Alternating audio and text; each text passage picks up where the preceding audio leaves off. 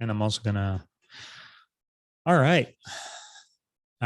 So I'm just gonna count down. So we have a little countdown and we know when we're starting. 3, 2, 1. Hey, Jarrell. It's been a minute. Hey, Tasso. It's been a minute. That is true. How you Good doing, to my see friend? you. Yeah, good to see you too. I'm doing well. And I do mean that when I say I'm doing well. But Yeah. I'm doing pretty good. My family actually, we just got over some kind of bug that was going around. But so if I have phlegm and I clear my throat, I don't mean any disrespect. Yeah, It's just because in I would there. have taken it as disrespect. You never know. Yeah. But yeah, so it's good to see you. Yeah, man. Same here. So I want to give people a little bit of context on why we're talking today. Um, and maybe a little bit of background on us a little bit later. But about a week ago, right? Has it been a week now? Yeah, I think it's a little over a week, maybe. Yeah, Yeah. about this Roe time last versus week. Wade, that got overturned by the Supreme Court, and everyone's got an opinion. Yeah, apparently. And we started talking about this online on Facebook, and we saw that uh, at least I saw. Maybe you'll corroborate this. That it was very challenging to have a calm debate about this, especially Yeah. when you know people have exercised their right to choice for what has it been 50 years, Hmm. and Yeah. now that right has been seemingly taken away. But I guess we'll talk about that a little bit more later. And so we're here today to discuss a little bit about that decision and what it means and our thoughts on it. um, I know a lot of people out there are going to say, hey, what are two men talking about? Like, that seems to be a common theme, is if you're a man you don't have an opinion. Yeah. um, I don't really agree with that. I don't agree that you have to be a certain group in order to speak about an issue. And we come from very different perspectives. I would say the largest difference in perspective is probably our religious views. You being Christian, correct? That is correct. Yeah. And I'm atheist, right? So, well, you could say spiritual, I guess, but I don't necessarily believe in life after death. I think this is all we get. Um, but miraculously, we seem to agree on a lot of the same things. So let's Yeah. talk about that. Okay, let's do it. So we had so like I said, about a week ago, it was overturned.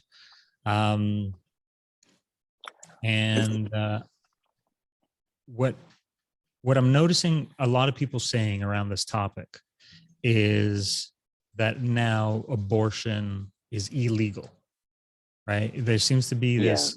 this this assumption that because Roe versus Wade was overturned, now women are not free and they don't have the right to choose. So, what are your thoughts on that? On that Yeah. on this sort of conflation of what's going on? Yeah, I think that's a good place to start because I that's kind of where this started for me last week. I'm not new to the abortion conversation. I've been very invested in researching it and like understanding all different sides of it for years.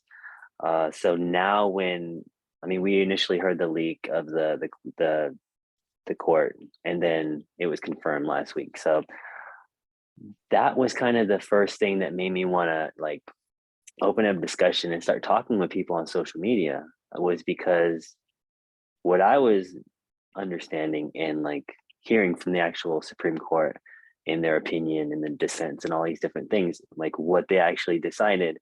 And I heard people were kind of up in arms about it and they were upset. And I'm like, do they, what do they think it means? Because a lot of people were saying, like, hey, now it's taking away all these rights. Now abortion is illegal and they overturned it. And I was like, but that's not what they didn't take away anything. They just clarified what a legal decision that was actually rightfully corrected from back in 73 because there was no basis. Basically, they were deciding there was no basis for it being protected by the Constitution, and it's a state's issue. So they did what they were supposed to do. So my first question to people online was like, you're upset, but what is the upset about? Like, do you understand what they're saying, or am I missing something about what people are upset about? So that's kind of where the conversation started for me online. Because for me, my approach, and this goes back like in the day from, I don't know, probably since MySpace. I've been on social media to kind of have dialogue with people and find out anything from like, what does evolution say, and what is like a room of Christians and atheists talking together, and like, so a lot of conversations about really heavy stuff, but I wanted to have an understanding on both sides of the argument. So this last week, that kind of sparked this new discussion about Roe versus Wade being overturned. So what's your position on what happened? So my position, as I understand on what the Supreme Court's job is and what the different justices actually decided, I agree with their decision, because what they said in their opinion was that the 73, when Roe versus Wade, that case happened, basically they were deciding that it was a privacy issue and that women's rights had the right to abort and all these things, that it was illegal, and it would basically how things were going for hundreds of years changed on that premise. And these justices looked at the law, they looked at the Constitution, and they said, there's nothing in the Constitution about abortion, which is true, you can't find it in there. So it needed to go back to the states in terms of the states deciding, because the elected officials in each of the states is meant to proceed over the people who elect them, basically. And they decide within that group what is going to happen. So I was on board with what they said. It made a lot of sense. Legally speaking, it seemed sound. I didn't see any case for justifying what Roe did in 73, basically. Would you consider yourself pro-choice or pro-life? Yes. To both of those things. Did that answer? No, I'm definitely pro-life. In, I guess if you were labeling it, that's what I'd do. Okay, so if you were voting in your state of California, for you, it'd be a pro-life vote, making abortion illegal. Yeah, in California, where that vote would not make much of a difference. It wouldn't go anywhere, but sure. Yeah. Okay. So, yeah, if I were voting. So morally, you're against an abortion at 2 weeks, anything, right? Or 2 weeks. I think most women don't even find out that they're pregnant. I think it's like 5 weeks, 6 weeks, I think is usually when they can confer that there's a baby, and they can make a decision if they need to do procedures or abortion or whatever. I think that's I think that's around the term when they can do that. Okay, so let's say a woman discovers it at 5 weeks. Your opinion is you should have the baby regardless, and you should not be allowed to terminate. Yeah, I feel like that accurately portrays my viewpoint, because it's the crux of it is about protecting life. And so there's a lot of conversations that come out of that. There's viability issues. There's people about the argument of my body, my choice, and women's rights over their body, but is the baby the body? And there's a lot of, like, from that one line of thinking comes all the questions, basically, about how do people get to their, because on both sides of the argument, and this is why abortion is such a passionate discussion whenever people sit down and talk about it, because you have two sides. You have one that's fighting for life, one is fighting for rights, and there's trying to find the middle ground, or where they meet. Mm, And that whole discussion or argument hinges on the values of each person that's talking, and how they define the terms, I mm. guess. So I think it's important for me to talk about my position before we keep going down this rabbit hole, so Yeah. that just people understand your biases and my biases. So for me, I'm definitely pro-choice, yet I'm also happy with the decision that happened. And that's not a very typical type of response when you're pro-choice, Yeah. but you're happy that the Roe versus Wade was overturned. Um, I am very logically minded, not very emotional. So I look at the issue from the same viewpoint that you view it, and say it wasn't in their jurisdiction to even pass a law regarding this. Yeah. I mean, okay, privacy issue aside, um, you're making a decision that's not that it just doesn't seem related. It doesn't seem like um, the right to privacy is equivalent to the right to terminate a life. Now, I don't think we should be talking about life per se, because life exists everywhere. Hmm. You know, we constantly terminate life all over the place. Like, this isn't just a unique situation where this is the only time we're terminating life. So I don't know that that's a valid argument for making it a federal law. And I'm very much against the government, a big government, being in our lives. Yeah. I'm willing to even argue that even state shouldn't have a right in telling us what to do with our body. And we can talk a little bit about the parallels of my body, my choice between COVID-19 and Yeah. abortion. That I think that's a very valid argument. Where how can you be pro one but against the other? Um, so I'm in favor of Roe versus Wade being overturned, because as I understand it, it also creates some other issues regarding the law. And apparently it's been a law that people have been piggybacking off of to make other things happen because of that law. But I'll take it one step further, and I don't think there's a right for the government to step in and tell you what to do with your body either. So if I were not, I mean, I'm not an American citizen, so I can't really vote on this. But if I were to be voting on this and I lived in the U.S., I'd be voting pro-choice. But I'm willing to sway my opinion based on facts. I've heard, for instance, that at 15 weeks, which seems to be the norm for like the maximum term before you have an abortion. I like, before I was like, yeah, even 9 months, whatever. Like, it's not born, it's not conscious. But I'd be willing to concede that you got 15 weeks, and after that, the government, the state should step in, because you're essentially affecting the life of a citizen to be.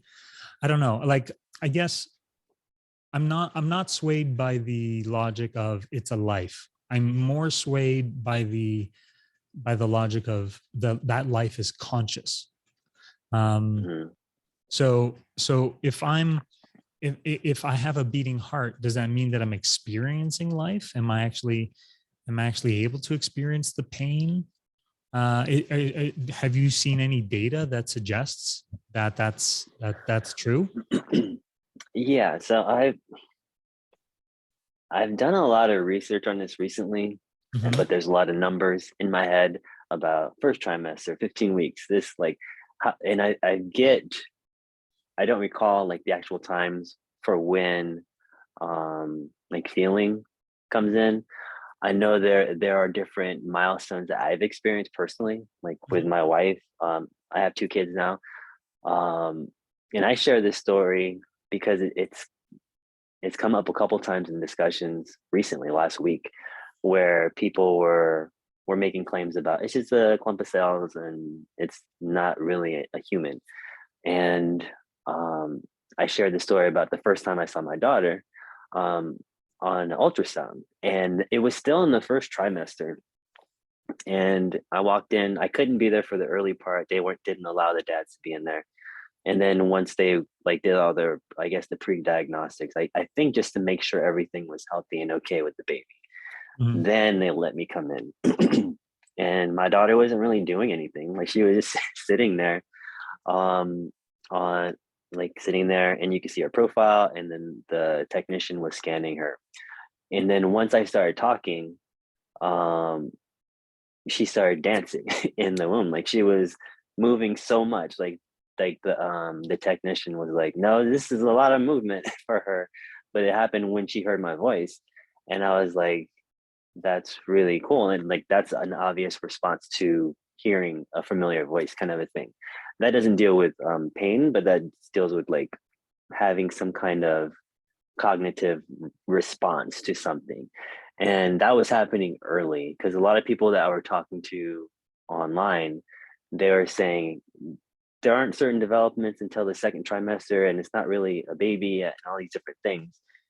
But they were just going by numbers that they had heard. But I had an actual experience where I'm like, this can't not be a living thing, kind of a thing.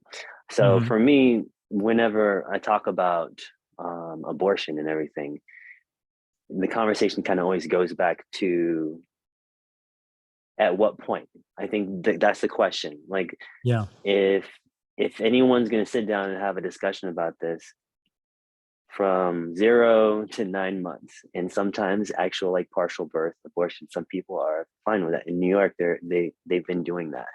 So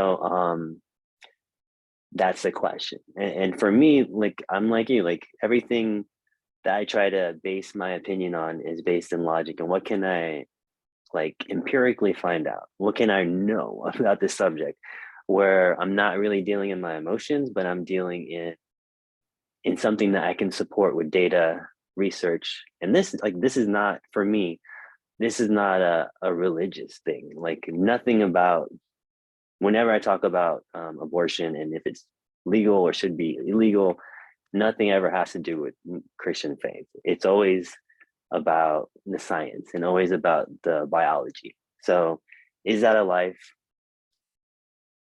Is what is a baby? What is a woman's body?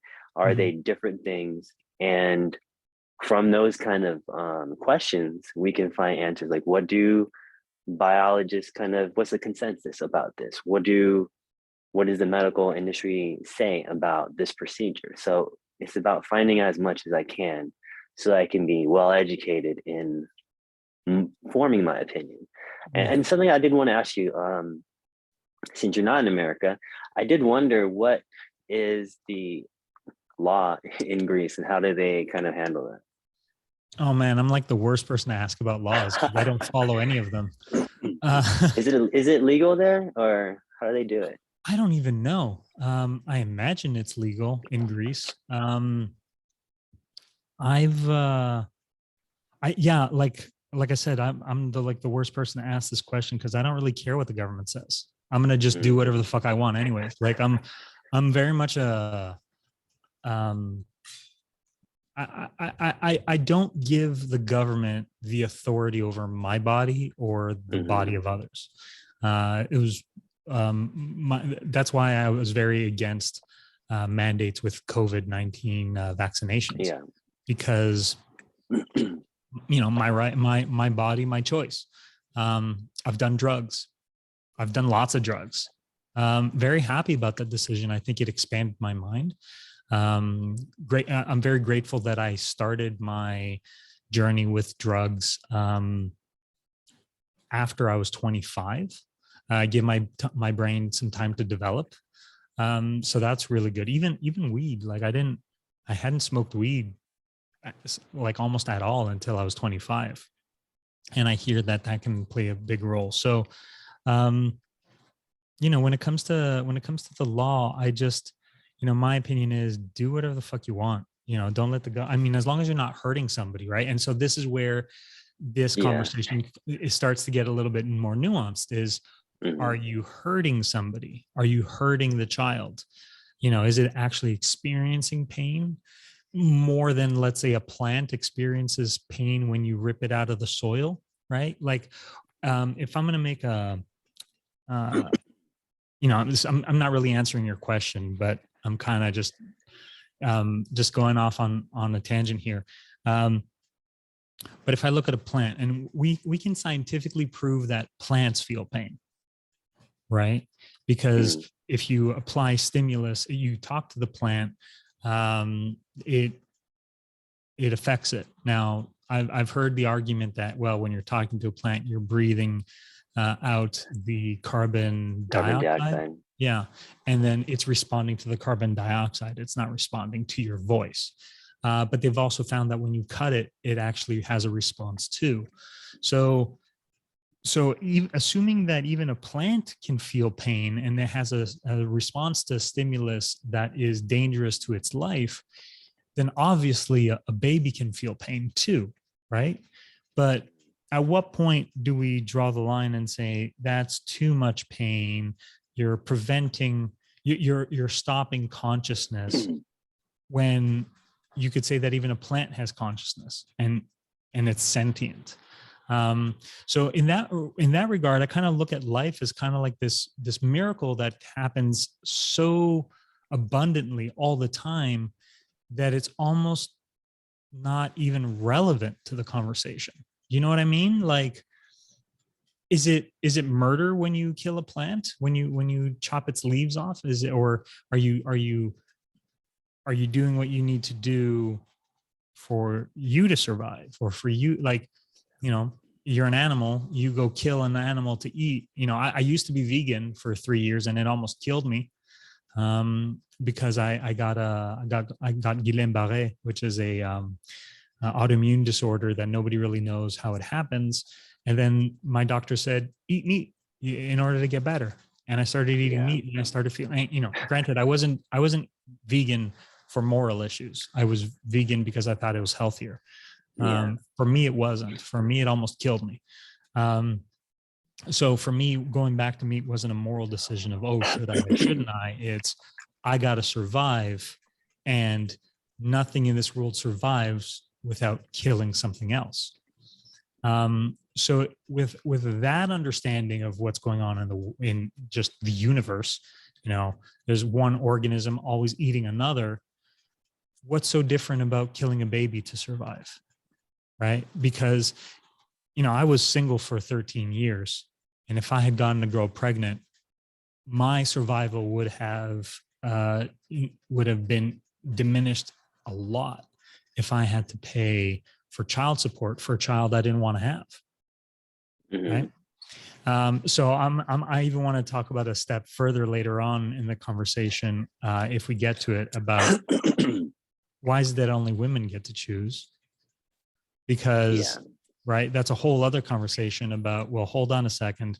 A woman gets to choose about her body, but a man doesn't get to choose his financial freedom, you know? Since you brought it up, Okay. I saw it today. It was an old Dave Chappelle stand up. It's the Yeah. Sticks and Stones, I believe. Yeah. And I think it's from that series, but he basically made the joke. And if you watch Dave Chappelle, you know that, like, he'll bring a premise and then the crowd will cheer with him because, oh, he agrees with me. But then he'll bring up the opposite point and he's like, oh, and then they're kind of like, oh, I clapped too soon and I showed my cards, because he basically said, um, he's not for abortion, I think. And then people were clapped, and like one person clapped. He says, but he's not against it. And then everybody clapped. And then he said, it depends on who's getting it, or why they're getting it. So basically, he makes a joke about, like, well, if it's my unwanted baby, and then it's an abortion kind of a thing. But he went on and said, women, you can have rights. You should have rights. You should have the right to, like, choose. And he said, And then they clapped, and he's setting them up for the punchline. And he's saying, but if you have the right to choose if you get an abortion or not, I should have the right to choose if I want to pay for that baby or not. Mm-hmm. And so you have my body, my choice, and we have my money, my choice, or whatever, something like that. So he's basically making the joke. I mean, it's comical, but it is like he puts stuff out there because there's truth in it. And a lot of times today, people don't want to say that the fathers have any say. And if you just think that through, it's like two came together to make a child, and it seems kind of backwards or counterintuitive that just because the woman is carrying the baby, that there's no say from the father, because they can't like get that baby back if they wanted to like take care of it. So obviously they don't have the carrier term, so there's a different kind of burden. But there are plenty of stories that we don't hear about, of the fathers who, like, many of them didn't even know that they had the chance to raise a child, and there's a tragedy in that too, and Mm-hmm. no one really wants to talk about that. And I get it, because it's like us, we're two guys talking about it, and people will probably see this and like, what do they have an opinion about it? But like you said, I think it's a great point. Your identity doesn't qualify you or rule you out of having a say in what's right or wrong. Like, I don't have to be, um, I don't know, if we're weighing in on something that only has to deal with um, children in school. I'm not a child in school, so I don't have an opinion on it. It's like it doesn't work that way. You can still have an opinion about things, because that's what we do as people. We have opinions. We have morality. We draw conclusions, but we're not limited by our gender or where we grew up or what the color of our skin is. Like, we could still have opinions about things, and then they kind of get that like twisted. So what do you think about the thing that I asked you, or the thing that I mentioned, where life is so abundant, it's almost uh, not as it's not as miraculous, or it's or I maybe that's not the, maybe what I'm trying to say is life is a miracle, but it's also common. And so what gives it value? What gives a baby in the womb more value than a plant in my living room? I think it's a cultural thing, because some cultures you will run into. I forget if it's certain Hindu cultures, um, but they do, like, they won't infringe on plant life. Like, they won't walk on grass, for example, because they would feel like it's killing the grass. So in Mm-hmm. those cultures, they would say it's like the same kind of a thing. In but basically, like the Western culture, the culture we are in, they've distinguished that human life is on a different level than plants and even animals. But animals do have more rights than plants. So it's kind of a distinction that's made in, um, culturally speaking, when the laws are made and the rules. And a lot of what in terms of like the value or the, I guess, life having intrinsic value is kind of another, one of these discussions and arguments about abortion. And one of the last people I talked to online, they were comparing it to organs, like body organs, and they were kind of saying, "Why talking to me? Why do you insist on making the baby such a special thing, where we have organs in our bodies and we have autonomy, so we should be able to, like, because if someone's in an accident, a car accident, they pass away, the doctors can't just take their organs and start giving them to people. They have to sign, like, you have the right over your organs, and you have to sign off on this organ. I'll donate my organs if something happens, basically. So they're making that argument. So the baby was just kind of like another organ to them. Mm-hmm. um and but it's not an organ because your organs don't develop and then grow up and become a walking lung or whatever the thing is. So, I mean, the difference is that there is a life that has the personhood of it, I think, is the distinction. And even like if you're talking medically, this person left, they never came back to finish the conversation because I guess they didn't want to defend their stance. But that doesn't even, that their kind of example, like it falls apart because there's been cases where people, like women, have been pregnant and they died in a shooting or a car accident, and the doctors did not have to ask them for permission to deliver the baby. If the baby was alive, which has happened a few times, and documented medically, the doctors will deliver the baby. It's not up to the deceased mom. She didn't have to sign anything. The doctors have because I think they have a obligation because there's a life in there to save the Yeah. life, if the mother passed like that. So, I mean, it's our culture has kind of the basis that human life has value. Mm-hmm. And if you look at the whole More legal value, system, more value than any other life.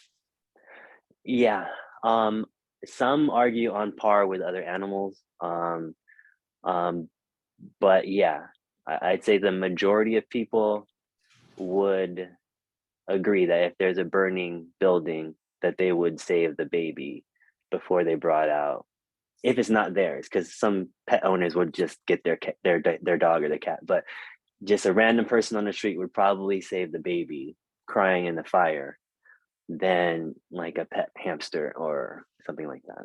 Hmm. So to that, I wanted to. So do you agree that human life is more valuable than any other life? Is that your stance?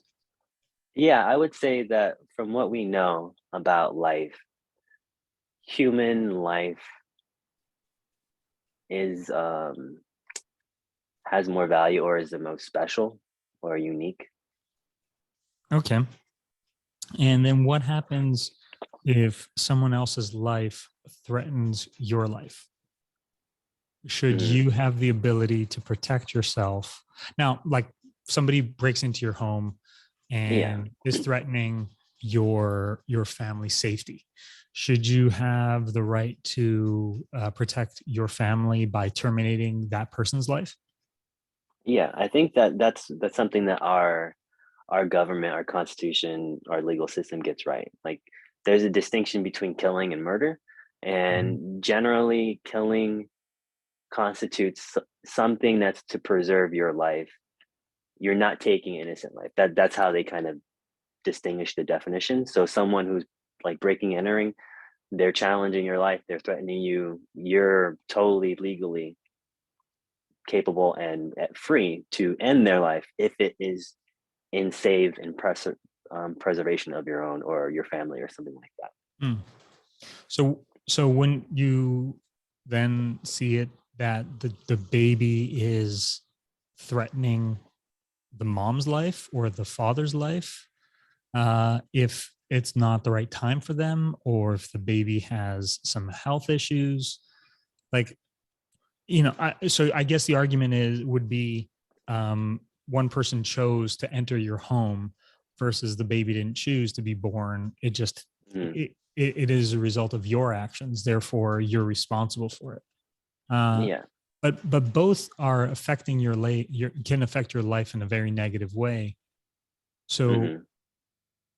so why is it okay to shoot somebody who's entering your home, who, through no fault of their own, they've been raised in a society where they haven't been able to cope, and so I mean, I imagine if you looked at the perspective of the person who's breaking into your home and you take yourself out of that story, you probably feel bad for that person, right? I mean, Yeah. if you walked in their shoes, you'd be like, oh, I totally understand why this person feels justified in doing what they're doing. So to that effect, I would argue that even the person breaking into your home is put into that position through circumstance, the same way a Mm-hmm. baby is. So why is it okay to shoot the person who's entering your home and protect your kids or in your family, but it's not okay to protect yourself from an unwanted pregnancy?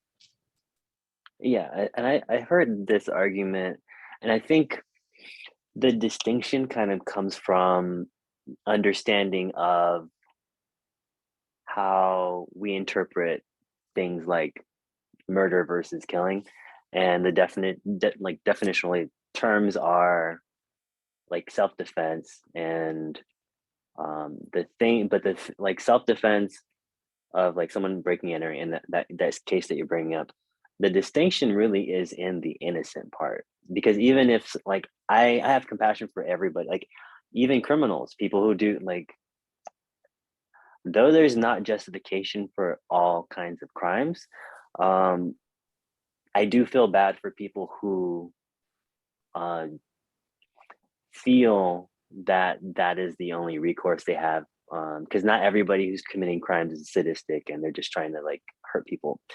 So I do feel bad for them, but at the end of the day, they're making a choice still. And Mhm. in all of these people's, in this scenario, the only person who's not making a choice is the baby. So the baby would be definitionally innocent, and that life is being ended in a situation where they didn't have a choice. They didn't like, throughout anything that they did, cause a reason for that, justified basically. They have no justification for their life ending based on anything that they did. So that I think is why there's a distinction between that, between like Mhm. self-defense. And I mean, there are a lot of cases where people will bring up, um, if the mother's life is in danger. So the kind of the point you were making about, it seemed to be more or less about convenience. If it's like really a burden kind of a thing, was the first point you were making, right? Sure. I mean, it could drastically affect your entire life. Hmm. And because I also have the belief that this is all we get, this is our one chance. I don't believe in a heaven after this. So Hmm. this is all I get. And I have to protect my life, because it's the only thing that matters to me, because I live in a egocentric view where, the only thing that matters is my experience. Um, why should I sacrifice my life for the benefit of another who I'm not ready to raise? And I'm in a Yeah. unique situation because I'm a male who values life. Like I won't even kill a cockroach. Cockroaches come into like in the summer here in Greece. We have flying cockroaches, and sometimes they come into through the That's a lot of through the fun. window. My girlfriend freaks the fuck out, and she's like, kill it, kill it. I'm like, first of all, I don't want to kill something that's not. I mean, a cockroach isn't threatening my life, right? So I'm not gonna kill it, and I find them disgusting. But what right do I have to take a life? It's just trying to survive, right? So I get that. I get that it's trying to survive, but it's very different to kill a cockroach that you can just, instead I could just put something on top of it and then just, put it out back into nature and say, just don't come back Hmm. here. But I also respect, mama bear. Someone comes into its cave, her cave, and she's like, I don't care. I'm just gonna destroy you because I have to Yeah. protect, life. So, I'm not somebody who just willy-nilly kills things. Like Hmm. I had a moral argument with myself for 3 hours one day because I had an ant problem in my apartment in California. And I was like, do I buy poison to kill this whole ant colony, or do I just let them do what they got to do and survive? I mean, they're not really threatening my life. But to me, I look at a baby as threatening my life, threatening, Well, and not I'm not taking the health concern, like about okay. the mother's health. I'm saying the quality of life. Okay. So, I mean, my follow-up would be, then would why wouldn't you go with like adoption, I guess, as an option, if you're not physically able to take care of the child, or as it would impact the lives of the two people involved. Right. So assuming that the baby can be, brought to life, brought into this world without any complications to the mother, right? I mean, we're making an assumption here. So assuming that that's the case, and so the question then is, assuming the mom can survive the birth and there's no legal repercussions to the father in order to take care of that baby, because Yeah. then why not abortion? Why not adoption? I've heard a statistic, and I don't know how correct it is, but that there's like an overwhelming amount of babies. I heard like 400,000 babies in the world who are waiting for adoption.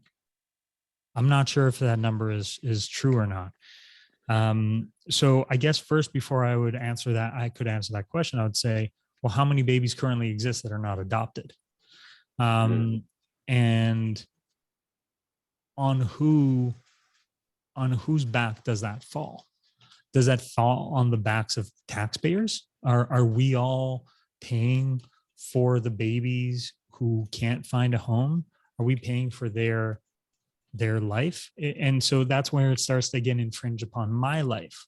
Like if I just gave up a baby and I didn't have to pay for it and through any taxes or anything, and it was just like, here you go, then yeah, I have absolutely no problem with that, assuming the mom is willing to give birth. Because hell, I know women who just don't want to even go through the pain of birth. They're terrified of giving birth.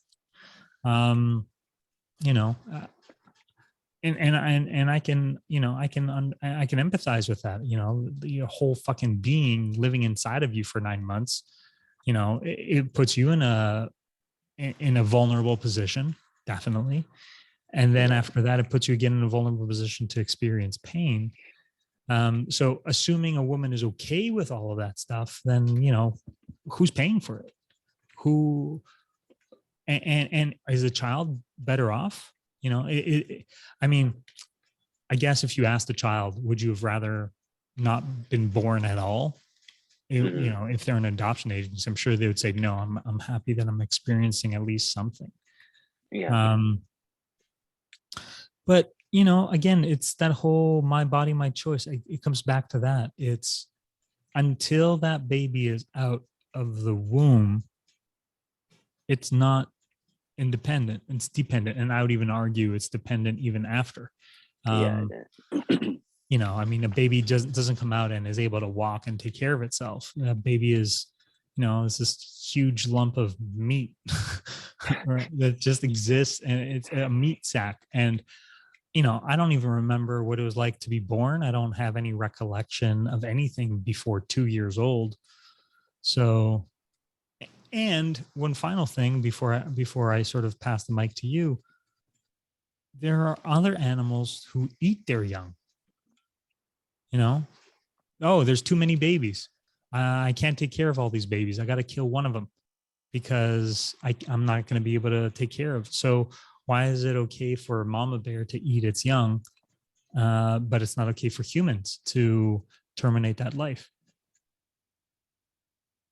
Yeah, well, I mean, we're at a different standard, and you can look at like then we don't allow for cannibalism, and like there's just different rules. We don't have rules that govern a lot of the animal kingdom, so we're kind of called to different standard. One thing that I tend to do, because the argument had like abortion is such a complex thing, the There's topic, multiple. there's like so many offshoots, and one of the things that I try to use is what let's see, what, or I should say, how would you apply whatever someone says about the baby in the womb? Would you apply that to a baby outside the womb or a person who's older? So if it's about burden, is it okay to like kill a 5-year-old because they are becoming like a burden? Or if it's about women having the choice, like my body, my choice, it's like, would you do this action to a child or a human that was removed from the womb, and just like later on in life they're still impacting you in similar ways, whether it's burden or other issues, would you apply that same like thinking to them? Like, and that's something where it's like, I wonder what people who have certain beliefs, where they fall on that. Like, if they would apply it, then they must say it's okay to like terminate someone who's on life support, or maybe they have a friend who was in a coma and they were not sure if when or how they, like, they're probably going to wake up, but we're not sure. Would they still like, is that life valuable? Would they end that life? Is like an elderly parent a burden where you just want to like terminate their life? Like, is it universal, or is it just because it's a baby kind of a thing? And I was wondering if you had any thoughts about Hmm. some of the applications. Interesting. The topic of euthanasia has come up a lot in my life, and I'm totally fine with it. Again, because it's my body, my choice, right? I get to choose. So if I'm like, hey, I want to die, I should be able to die. But it's not for Uh, you, it's for others. yeah, Yeah. yeah, yeah. Would I kill a 2-year old who, is crippled? Let's say I had a 2-year old crippled son, right? And he's a burden on my life. Would I kill him? Hell no, right? Do I think it's wrong for parents to kill their children, like if they're born? And yeah, I think I would 90% of the time I'd say yes. I mean, I'm sure, or 99%. I'm sure there would be cases where you could sway me otherwise. Um, the problem with having a rule for me is that it doesn't take into account the nuance. So I think the reason why the conversation about abortion has all these like little prongs, like you were indicating of, Yeah. there's this and this and this, is because there's just so many reasons to have an abortion, right? So I think often the dissonance that exists between our sides, pro-choice versus pro-life, is I think the pro-life camp assumes that the reason the abortion is being had is for convenience, which is definitely one of the reasons. And then the pro-choice side is my life is in jeopardy. I have cancer. I'm poor. I can't take care of a child. I'm scared, about all these other things and so, you've got these two sides that are having completely different arguments, like, should we be killing able-bodied children who are, just a nuisance? Fuck no. But if it's 3 months into the 3 months into the pregnancy and you find out that your baby is sick and it's not going to have a normal life, and you already have kids, and oh, I don't know if you know this statistic, the majority of the women who have abortions have already had at least one child. Yeah. That was a crazy thing. I did not know about that until this week. Actually, I just found that out, and I was like, wow. So we're not talking about convenience. Well, not necessarily. Or we're not talking about, like, we're talking about somebody who already has a child, loves their child. I mean, I don't know any women who don't love their children. I mean, I think it's a very small minority, not worth talking about. So here's a woman who's had a baby, who knows what it's like to have their little one, and run around the house, and to see themselves and their child, and I imagine they don't take that decision lightly, and they're the ones ending pregnancies. Why? What is it so unique about mothers who've already had one who want to have an abortion? And I think there's a lot of meat in that discussion, in why is it that it's women who've already gone through the experience, who don't want to have that experience again? Why are they the ones making that decision, and not women who have not had a baby? Do you have an opinion on that? Um, not, I mean, not particularly. I've heard a similar stat, um, but I hear a lot of different stats about just women who've had multiple abortions. Like, and they can say, they can mean different things. Like I know you're taking this one as a mother who knows how hard it is to raise a child, so she is aborting another one because she can't deal with that again. um, and then there's women who have had multiple abortions, where that brings up other questions about, should this person just be sterilized and not use it as a form of birth control? So there's a lot of different scenarios where women from all different walks of life have gotten abortions. One of the saddest ones I heard was, for a few years, I think it was like 2013, 2015, something like that. In New York, there was more Black babies aborted than born in New York Oh, State. oh yeah, that's a And whole Planned yeah, Parenthood conversation. Yeah. yeah, and just to know that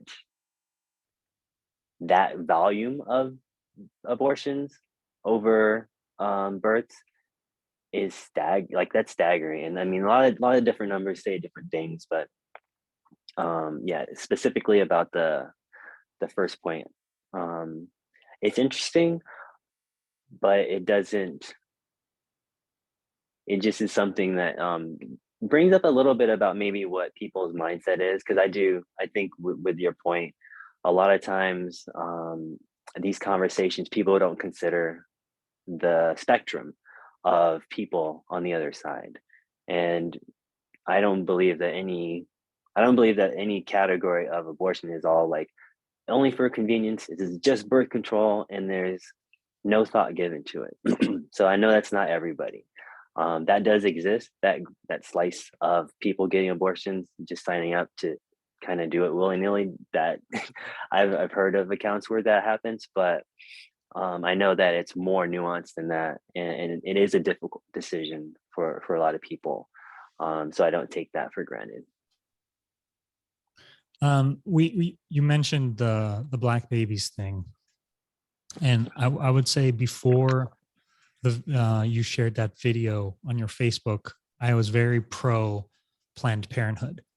And then after watching that video, I was like, I think that Planned Parenthood needs to definitely be reviewed as a business, because if there's a business out there who is that is incentivized in terminating pregnancies for financial gain, or maybe even there's an agenda to have fewer Black people in America, which may have been the case when it started. I don't think that's what Planned Parenthood is trying to do anymore.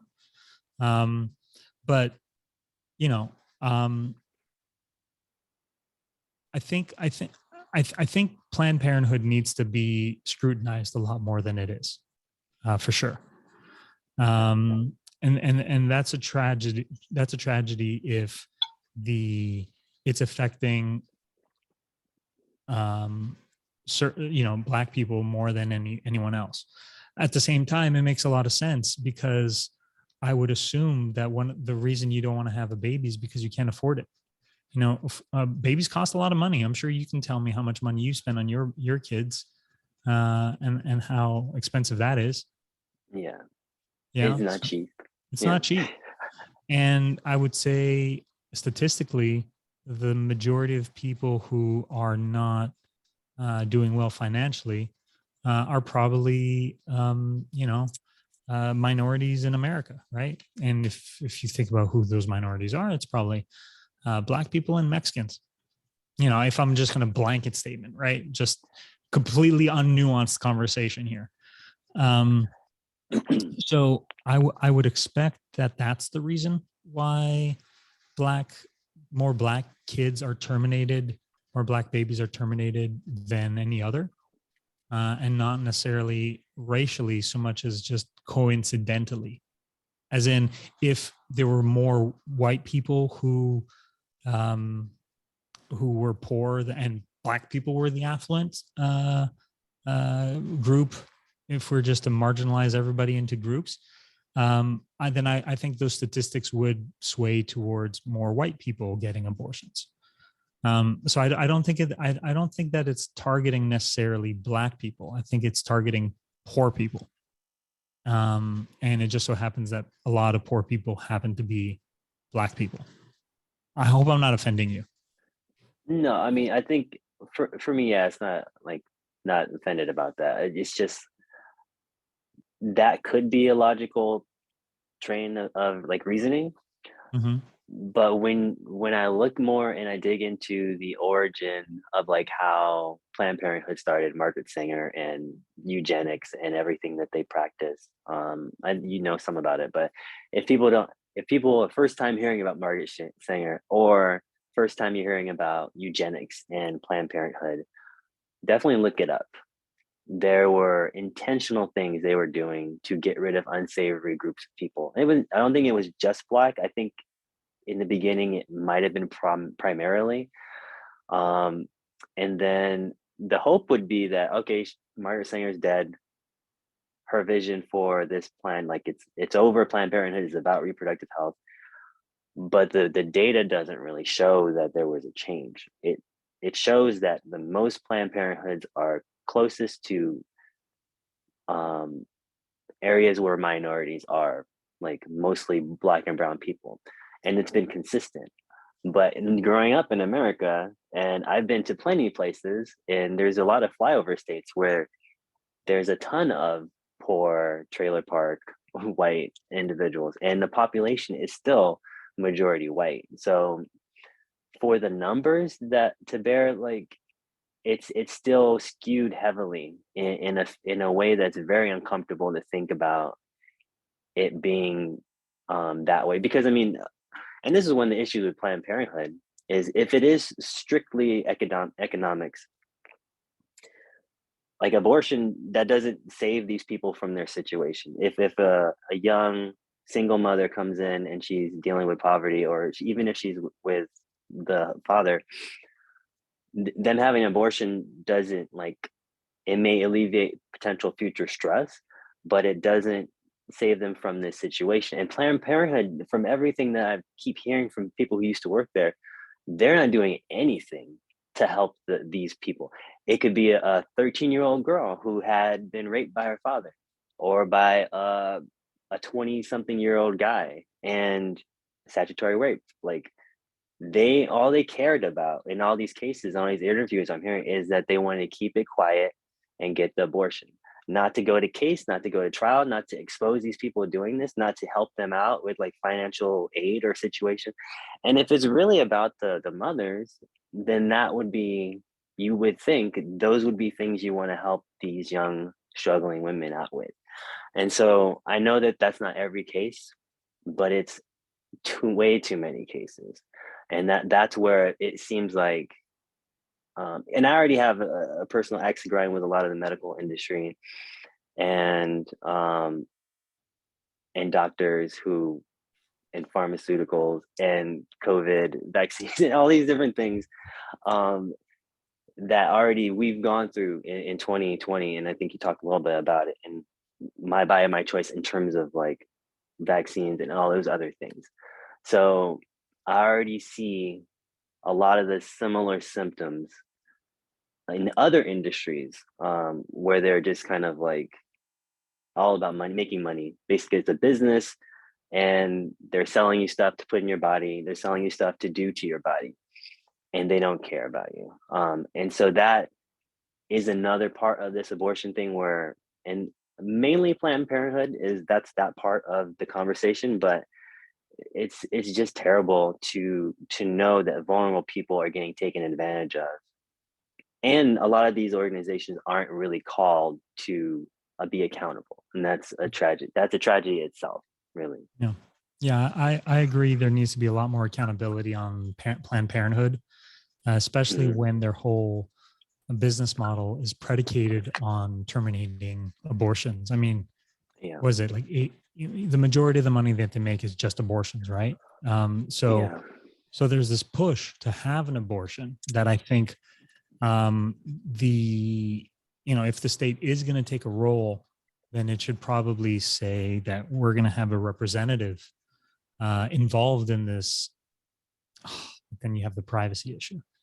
Um, and it's challenging. It's really challenging because, you know, I want to give people the choice, but I also understand how predatory, you know, salespeople can be, because they're just trying to meet their Yeah. quota, right? And I I don't think we should be incentivizing people to have abortions. In fact, I going into a little bit more into punishment versus reward. You know, if and I know we keep hearing that we have a negative population growth, meaning we're not having enough babies in order Hmm. to make sure that we're still here a few generations from now. Um, so I understand that, and I understand that there's this push. So if there's a push that we need more babies, why don't we start incentivizing people to have more babies? Why don't we make it easier to not only give up a baby for an abortion, but um, maybe even incentivize people to have an abortion, to give up the baby for adoption rather than abort. So, you know, what if Planned Parenthood could add another option and say, hey, you can have an abortion, which we're going to make money off of, or you can give up the baby up for adoption, which we're also going to make money off of, and therefore create sort of like level the playing field so that it's not heavily skewed towards abortion all the time. You know, what do you think about that idea of Planned Parenthood also getting in the business of helping would-be parents find babies? I think it's an interesting dynamic.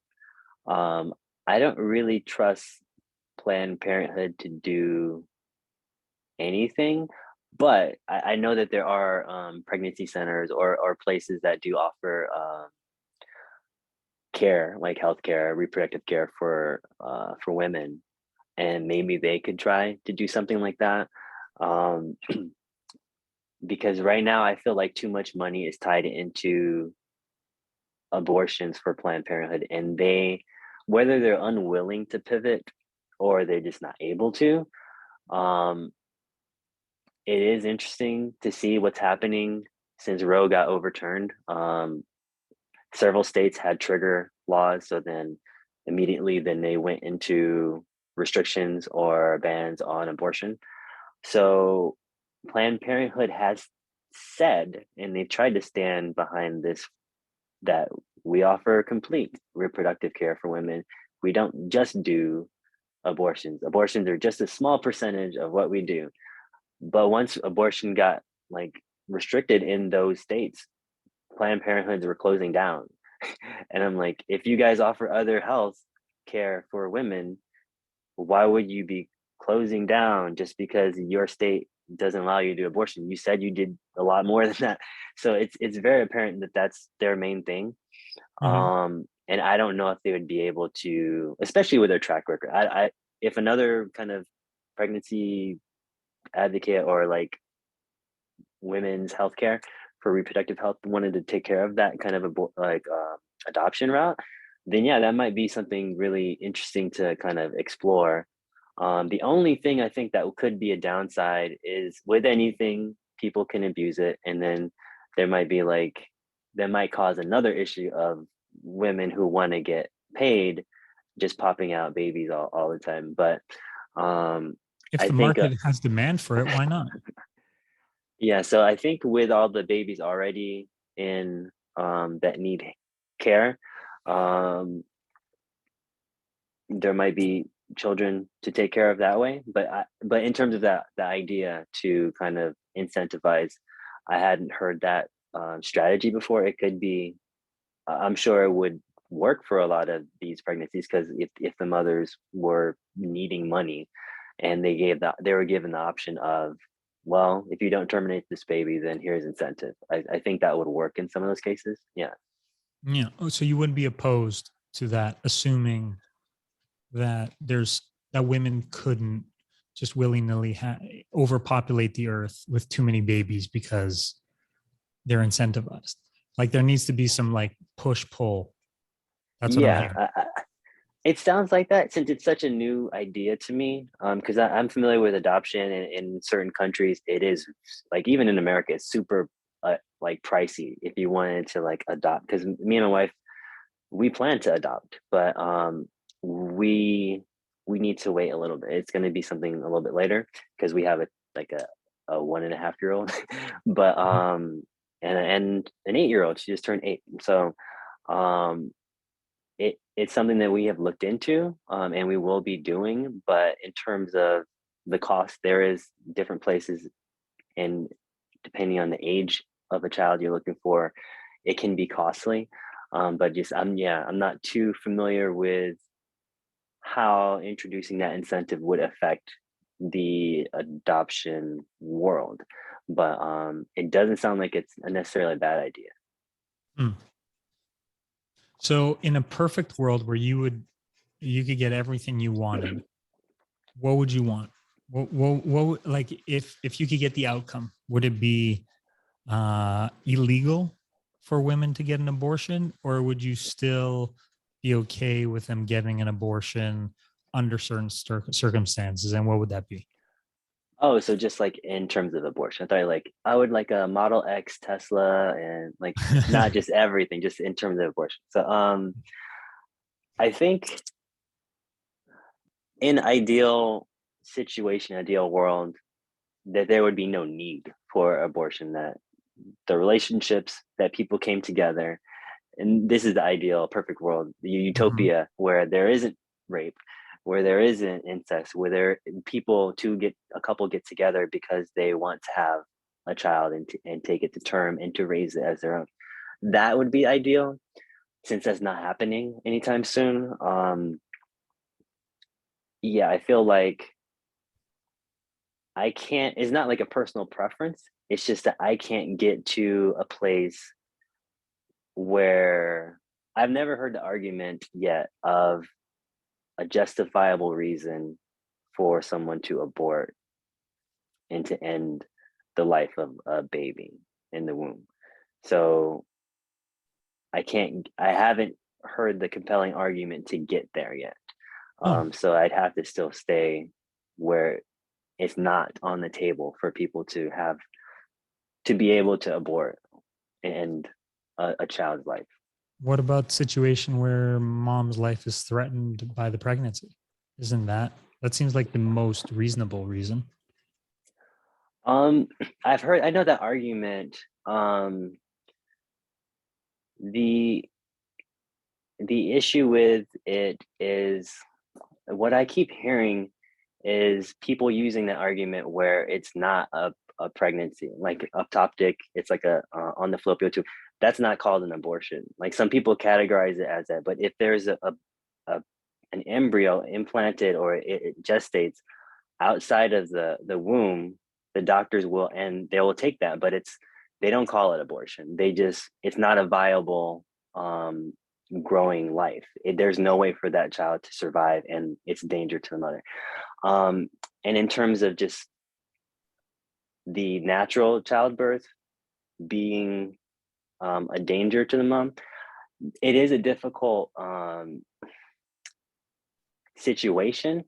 But I keep looking into like where are the cases where this has happened, and what are people like using this justification, and I haven't heard of the example of a woman dying where it was from just a regular um, going the course of the birth, where the abortion would have saved her life basically. um, and I've heard that that exists, but I still haven't heard of the cases where the examples of this was the case where this mother was having this issue. Usually, when they bring up cases, I've heard there was complications, or the doctors didn't realize she had like a blood clot, or it wasn't a blood clot, but they had a condition where the doctors could have spotted it and they could have treated them, and he didn't have to abort the child, kind of a thing. But if there's a case where there's no way for the both of them to survive and they can prove it, I mean that's probably one of the best cases for trying to justify ending the pregnancy. So I'm kind of, if that was the scenario, and it was like they could obviously prove that there's no other way, um, that is one of the things where I might consider it, but it is, uh, I haven't heard of that exact scenario playing out that way, because I have heard of a lot of different opinions about it where it's like it's probable, like they are probable that this could cause harm to the mother, but they didn't know. If it was 100% without a doubt, then maybe on those cases I could like come over a little bit, but that's something I haven't really heard a lot of data on, I guess. So if your wife got pregnant, knock on wood, uh, I don't know if you want a third baby, but if your wife got pregnant a third time, and you found out that there's a 50% chance that she could die as a result of the pregnancy, what would you do? What would you want to happen? Would you be willing to risk a 50-50 chance of losing your wife? I think what we would do is we would side always err on the chance of life, because I mean, these are life or in death choices either way. Even if the mom is 100% healthy, it's still a life or death choice for the baby. But and here's why I feel like we would always give the opportunity for life to go on is I have I've heard of, there's been a few cases where I know people can test their babies, their fetuses, and a lot of times the doctors will say, well, they're likely to have Down syndrome. They're likely to do like they supposedly say they can spot certain things and abnormalities and things, and they said, your child has this, or your child's going to do this and have diseases or whatever. And I've heard so many times where the baby was born healthy, the baby was had no issues whatever, like where they read scans wrong, whether they were looking at developmental charts that didn't apply for this baby, because a lot of like babies are just different in how they develop. But they're like those babies, if the parents were like scared by what the doctor said and they terminated the babies, they would have never seen these children grow up and be healthy and totally no issues whatsoever. So it is still like, I know it's always a scary decision when you're in a doctor's office and they tell you about the chance of something so crazy happening. um but because of my experience with those kind of cases, I feel like we would always err on the side of this is still a life, and we believe that it has the potential to be great. And um I think that's kind of how I would have to answer that. So you would take your chance with, potentially losing your wife and your life partner and your kids' moms, your Yeah. kids' mom. Only one. Yeah, that's the issue with hypotheticals. I never like them, but if that was the basis, I would have to go with um yeah, we would always go with life, and um see kind of where that goes. Okay. So you, Because t- I you, mean, you take your yeah, chances. yeah, because the potential for life is always there, but when you make an active decision to take it away, there's never a going back, and there's never you would never know like what would actually have happened. And there's been too many cases where someone, doctors even, have said certain things and they didn't turn out to be factually true. And Yeah. I've had a lot of doctors in my own family diagnose a lot of stuff that was not what it was not true, what they had said and what they prescribed and what they thought or needed to do surgery or take out organs. And yeah, I've had too many of those experiences to just take it like flat out and say, well, this is gospel, and I'm gonna base all my decision on that. Mm. So So there's an inherent distrust of doctors' opinions because you've seen them be wrong multiple times? No, I wouldn't say inherent distrust. I think it's just it's something that has to be proven out. There's not a blind allegiance. I'd say that. I think a lot of people have a blind allegiance where they won't even get a second opinion. They'll just, my doctor said this, and they'll run with it. And then they'll end up like 10 years later on 20 different drugs and not better, not getting hit, not getting healthy, not, and it's like, yeah, I've seen too much of that. So it's just there's a level of uh needing to have it verified and needing to have those things kind of proven out. So in the case if your wife was pregnant, and let's say you got 5 doctors who all said the same thing, 50-50. It's a 50 Yeah, 50 yeah, in that case, yeah, it's the same answer, You'd but still, go yeah, with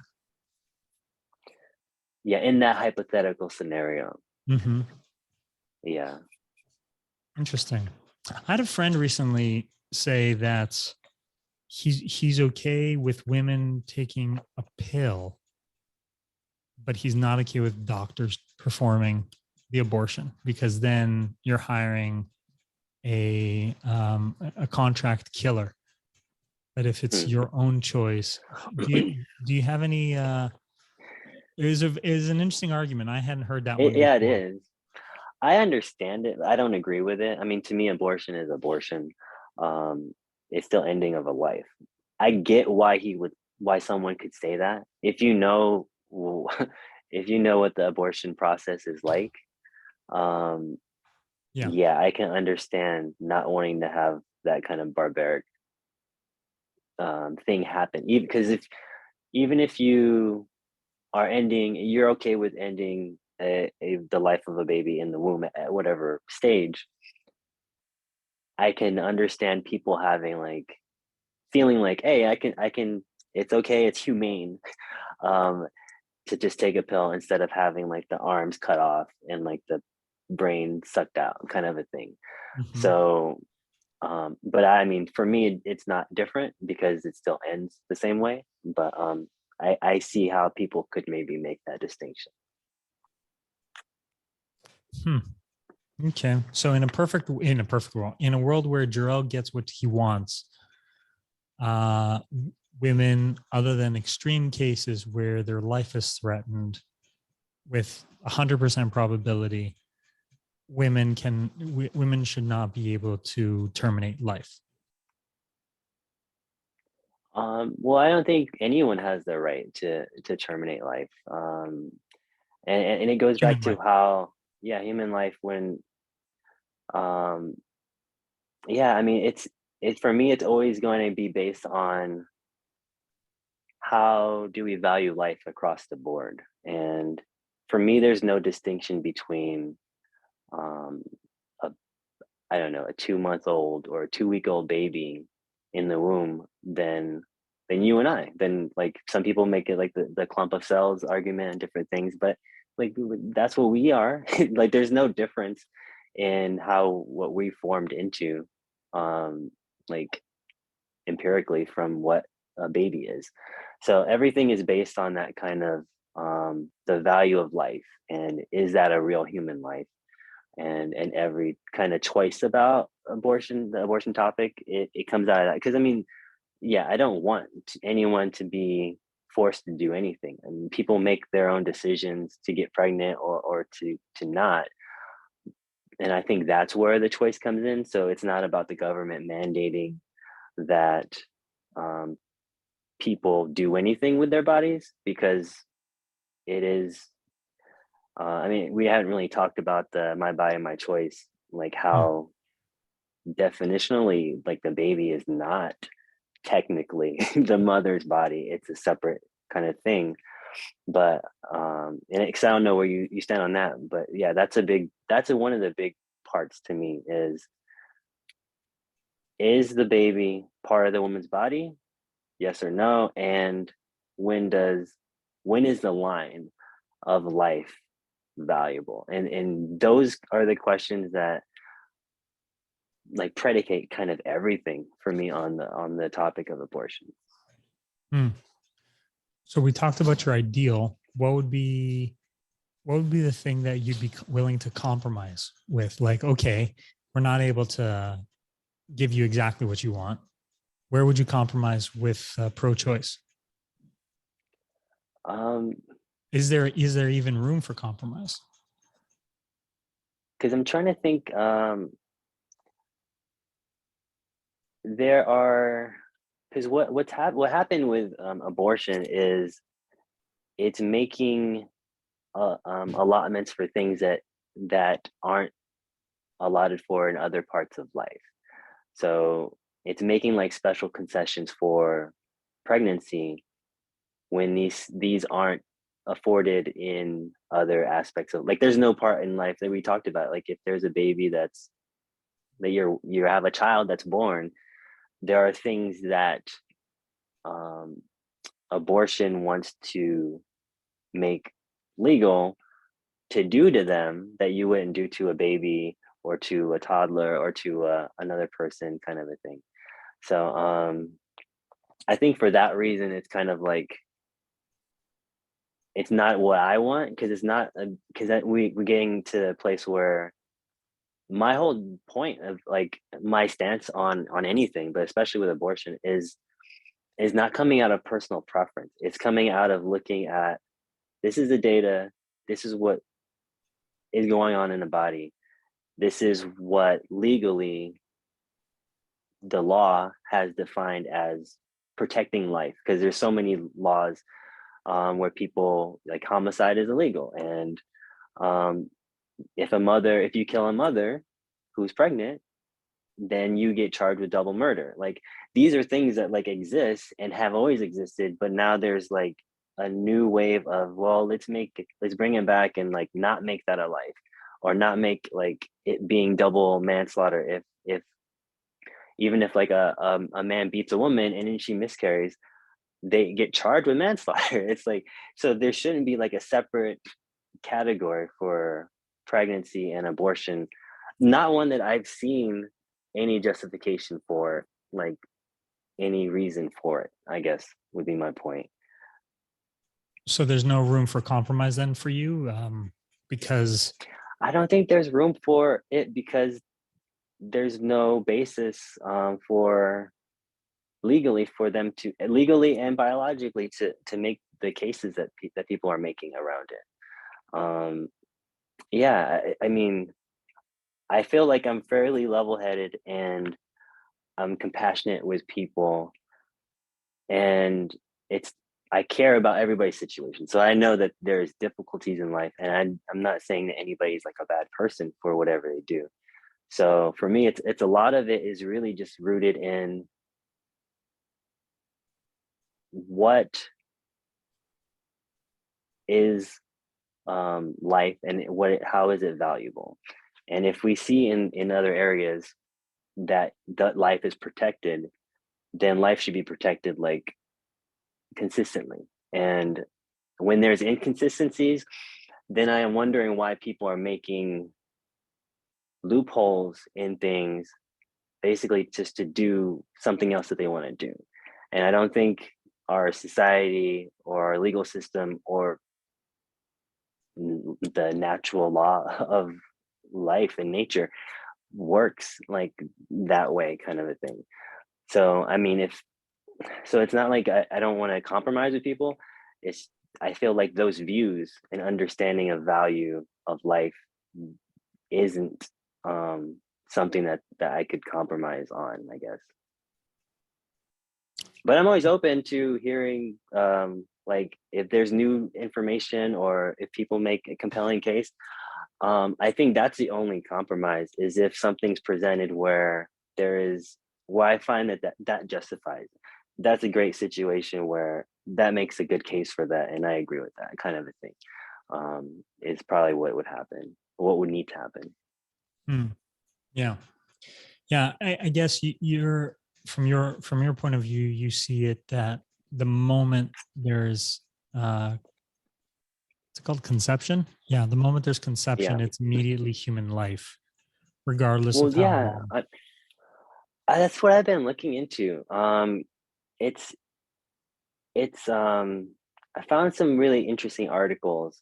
There's a couple of places. One of them was Chicago University. They did a study, and I think it was 95% of biologists agreed there is a consensus that life began at conception. These are the biologists like they interviewed and they called for this, and it was like a study of probably I think over 5,000 biologists, and they all, I mean, 95% is pretty high of a consensus for them to all agree about conception being the time where life begins. And I haven't heard of any other designation throughout like pregnancy that made more sense or was proven that life began at any other stage. So yeah, that's what I've known or felt for a while, and recently just looking into it more, that seems to be every major scientific thing backs that opinion. So yeah. Are you against capital punishment? Yeah, that's a tough one. I haven't really, I mean, I had this conversation with my wife the other day, and I feel like I'm on the fence with it.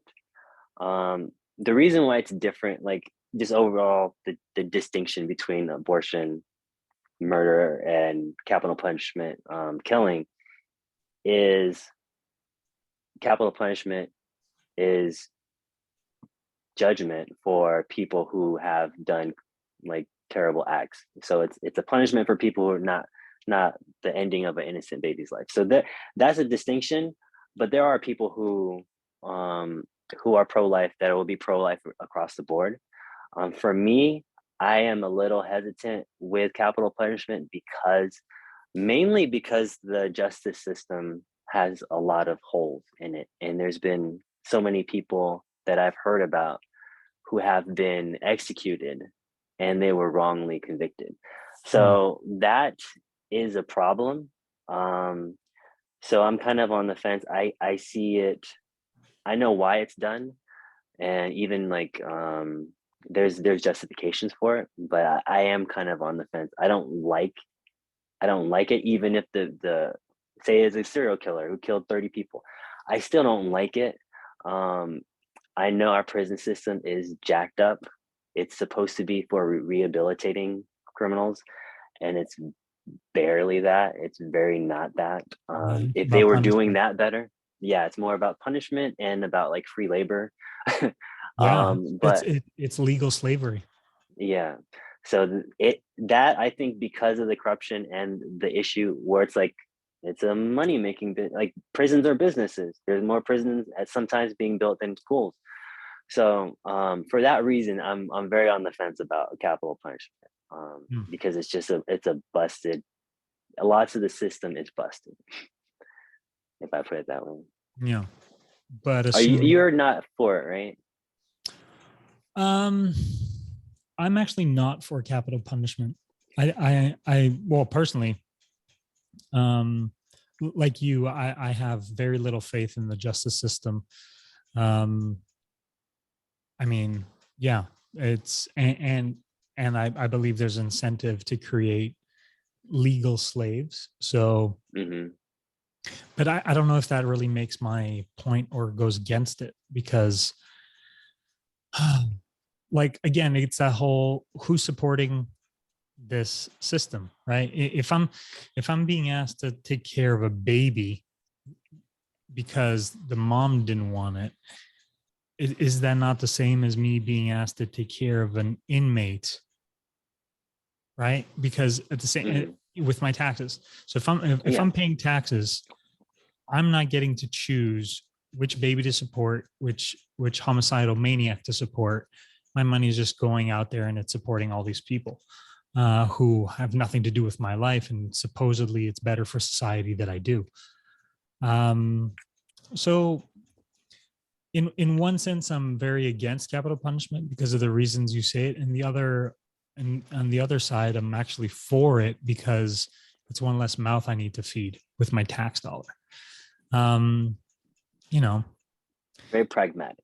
yeah, I mean, again, I don't look at life, at human life, any different from any other life. I don't give human life more or less intrinsic value because I'm human.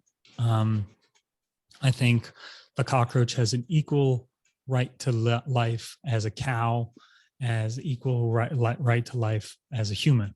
Um, we happen to be a lot more capable animals. And so I think in that sense, we may sense a higher sense of tragedy, um, because a human can accomplish a lot more than a cockroach. Um, but I think the miracle of life is equal on all levels. Um, and I'm not in favor of just ending life for no reason. Like I said, I'll save the cockroach because it's not threatening my life. And if I can save the baby, I'll save the baby. Absolutely. If there was if my girlfriend got pregnant tomorrow and we found out, and we're not in position. I was telling you earlier how the last 4 years, before this conversation, the last 4 years has been very challenging for us because I made a decision that has affected us financially, and we're going through a little bit of a rough spot right now. So yeah, if my girlfriend got pregnant and we weren't ready, and there was an incentive for her to give birth to our healthy baby because there were parents ready to accept that baby, then I'd be like, let's have the baby. Hell, let's have a few babies, right? Like maybe we can get lots of money. And I think the market would end up solving that problem, of the, at some point there would stop being demand for babies and the price for babies would go down, in which case it wouldn't be as lucrative as an option and people would stop doing it. And then there'd be more, again, favor in abortion. I guess I look at it as it's very one-sided.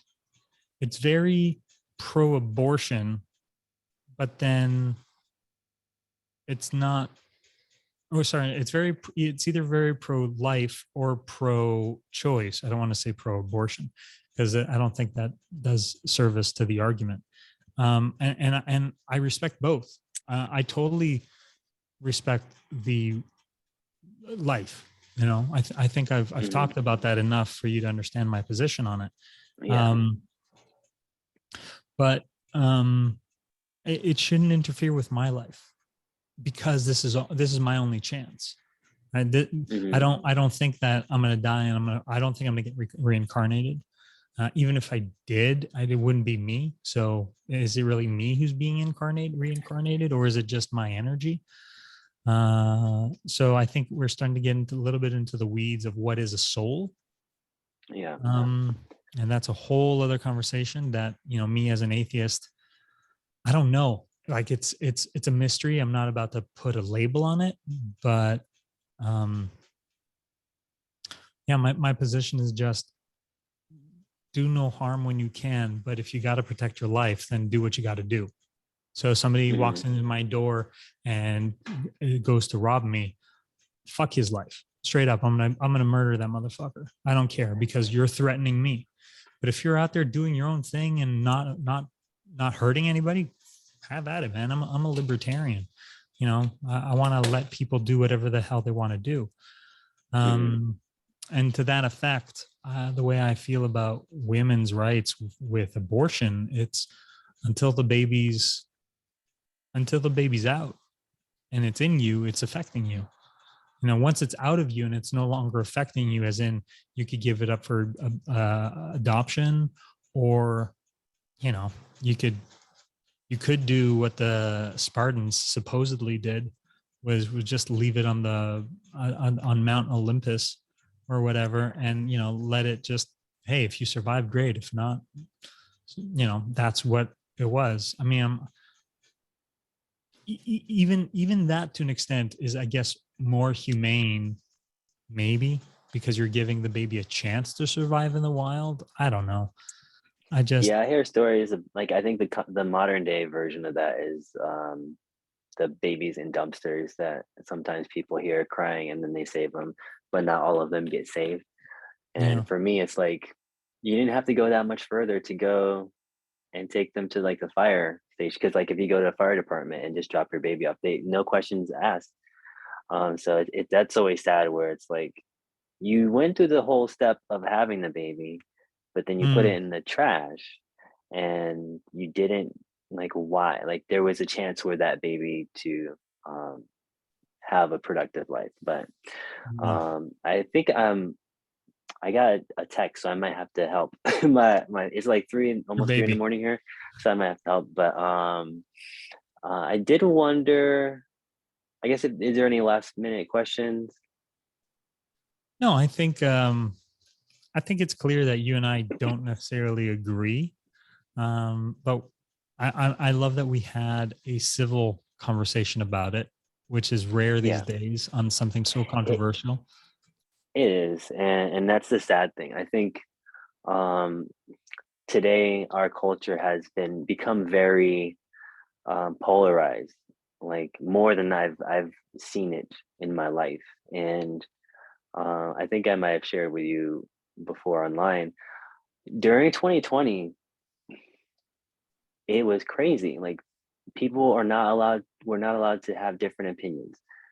Friends I had for decades and family members, people were defriending me just because I didn't agree with them on things. And it's like, you know me, I'm not bashing anybody. I speak respectfully. I may have a different opinion, but I respect other people's opinions. And then people would just defriend me and they would like slam me and like say the rudest, the worst things online. And I'm like, some people have come back and they refriended me. They say I apologize. It was just going through a lot.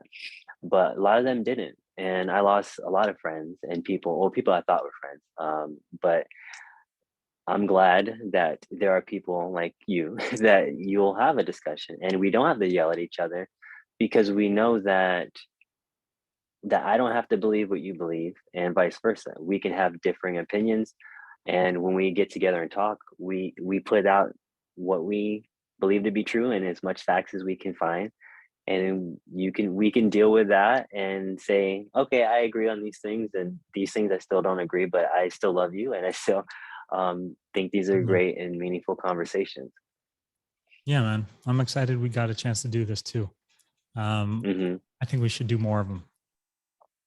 That might be cool. I mean the time difference is a tough one but Yeah. yeah I mean there's a lot of stuff to talk about.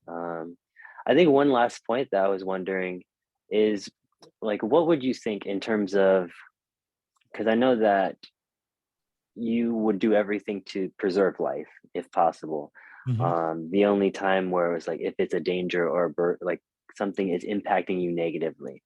Yeah, are there any other um, ways that like pregnancy should be avoided so that there is a initial steps taken to not um, have the chance of conceiving, I guess, or is that kind of taking it too far because I don't even know if it would have to be like abstinence or if it's just certain kind of because I guess there's no real like 100% birth control kind of a thing. There's always potential for it. Yeah. So would it be preserving your way of living? Would it be worth it and that valuable to take steps to ensure that there wouldn't be pregnancy? I guess. I'm 100% for contraception as long as it doesn't affect your life.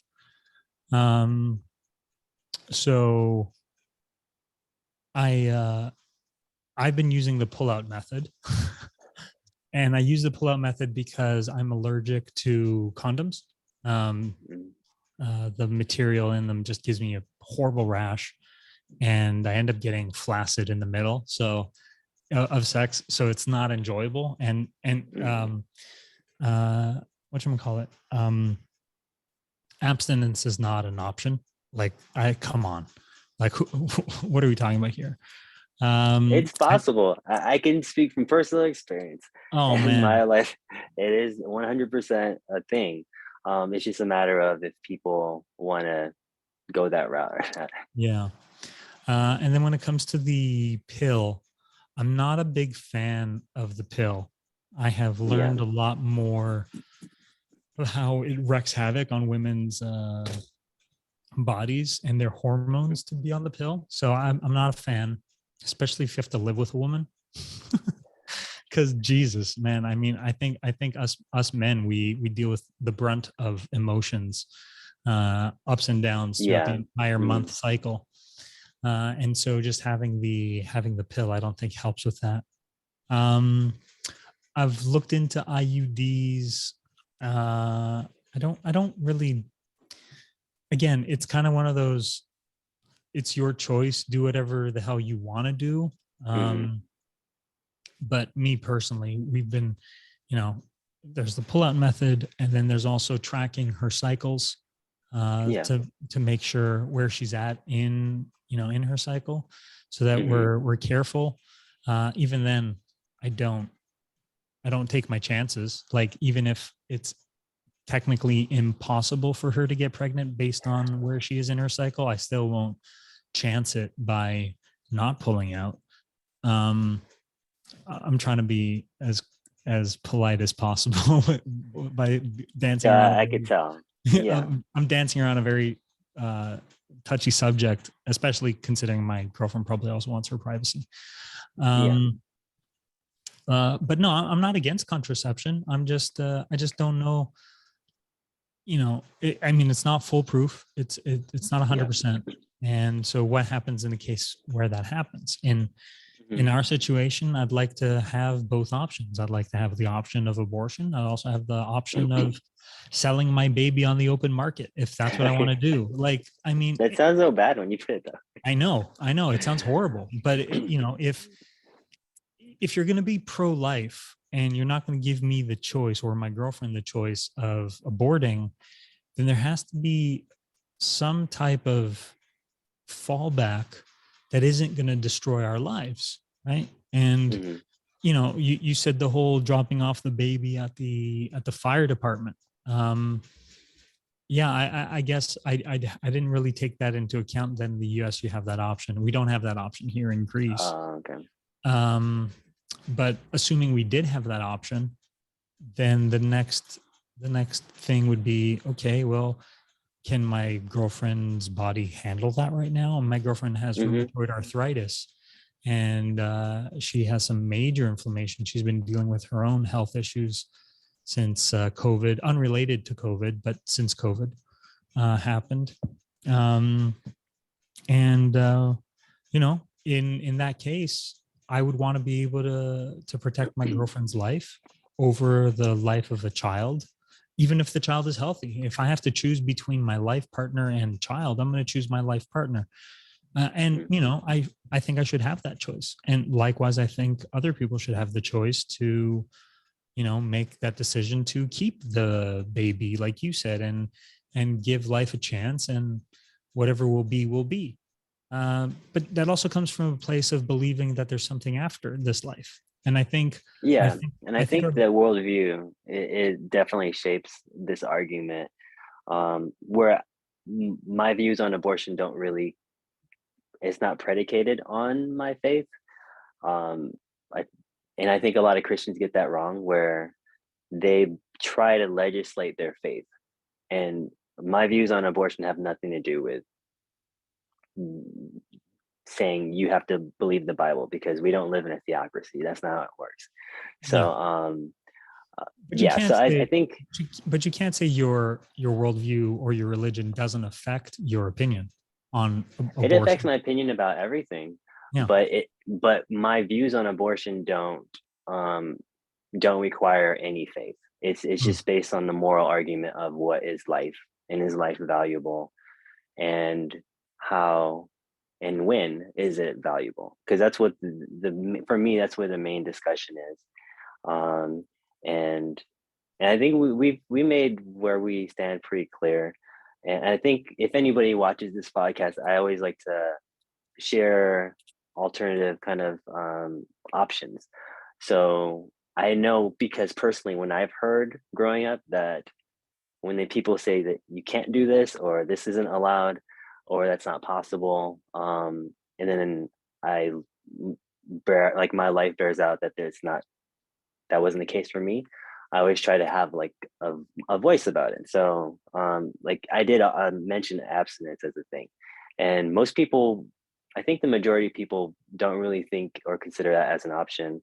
Um, I think partly because they've never heard that it worked or was possible. And I don't try to like use my life as an example to tell anybody to do anything, but just to let them know that this is a real thing that people do. Because growing up, it was almost like no one was ever told, or I was never told that that person kind of existed. So yeah, but I am living proof that that I waited 30 years for my wife, and she was my first, and I was her first, and that may not be for everybody. I know that a lot of people don't even want that, but if that was your method of doing that, that is a foolproof way that you're not going to get pregnant that way. If people are considering it, that is an option, but I think I've gone over my time, No, but like we said, it's great to talk to you and on this topic. I don't even know how far. Like, is it 2 hours? Is it like hour and a we're half or something? we're an hour 45 minutes. Okay, yeah. So it was a lot of stuff packed in there. Yeah, man. Yeah, I enjoyed it. It's fun. I'd love to do it again with you. I'd like to do this as a regular thing. I bought all this podcast equipment and I haven't gotten a chance to use it. Okay, yeah. I wondered. I figured you were doing a podcast because it looks legit. Yeah, man. I have a legit system. I totally do. But the irony is we bought it just before COVID, and when COVID hit, we decided not to do it for some stupid reason. Like it was the perfect time to start a podcast, and Clubhouse was really big. Yeah, You remember that app that just died? I heard about it. Yeah. um, anyways, I want to be respectful of your time, and I know you got babies you got to take care of, and I'm sure a wife who's sleepy. So Yeah. we let's call it a night for you, a day for me, and look forward to having a conversation with you again soon. Awesome. I appreciate it. And I guess I'll look forward to watching this somewhere at some point. Yeah, I don't know how we're gonna post this. I don't know if Facebook will even allow us to post this. I don't know, or maybe we'll just put it on YouTube. Okay. We'll see. We'll talk about that after, Yeah. because people listening to this don't care. Yeah. All right, man. Have a good day. I'm get to these sleepy people. Thanks, homie. Have a good night. All right, man. Good night. Peace.